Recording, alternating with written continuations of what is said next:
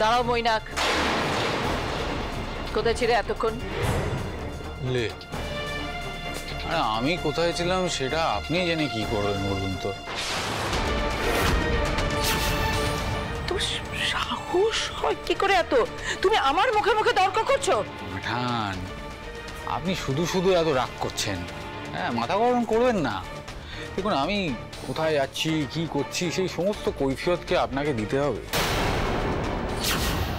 হ্যাঁ, এটা ঠিক, আপনি আমাকে এই বাড়িতে থাকতে দিয়েছেন, তা বলে কি আমার কোনো স্বাধীনতা নেই? তোমার সাহস হয় কি করে এইভাবে কথা বলছো? তুমি কোন মুখে স্বাধীনতার কথা বলছো মৈনাকদা? হ্যাঁ, তোমার কাছে স্বাধীনতা মানে তো স্বেচ্ছাচারিতা। বিশ্বাস করো, তোমার মতো মানুষের এই বাড়িতে কেন, এই সমাজেই ঠাঁই হওয়া উচিত না। বাবা,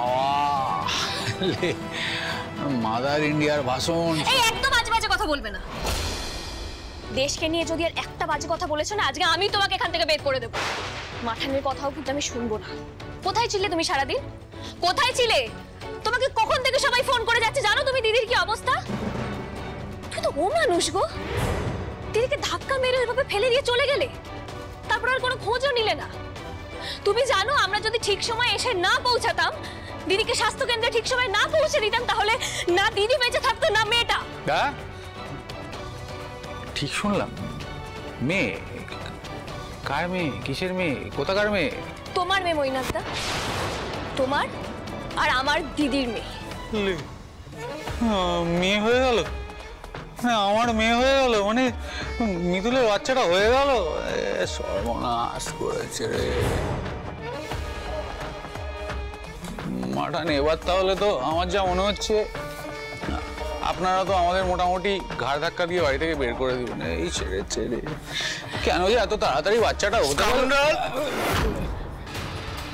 মদ স্কাউন্ডার, নিজের স্ত্রীকে এভাবে ফেলে রেখে সাধু ধরে মদ খাচ্ছিলে?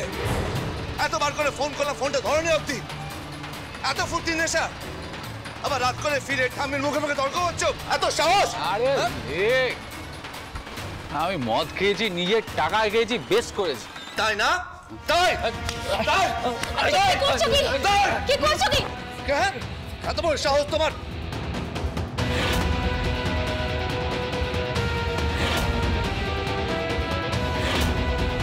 দাদু ভাই তুমি থামো, মেরো না ওইভাবে। অরুণ ধর ওকে। পুতুল কিছু কর তুই। এর মতো ছেলের বাবা হওয়ার কোনো যোগ্যতা নেই। বাবা হওয়ার কেন পেশা দেওয়ার কোনো যোগ্যতা নেই। আরে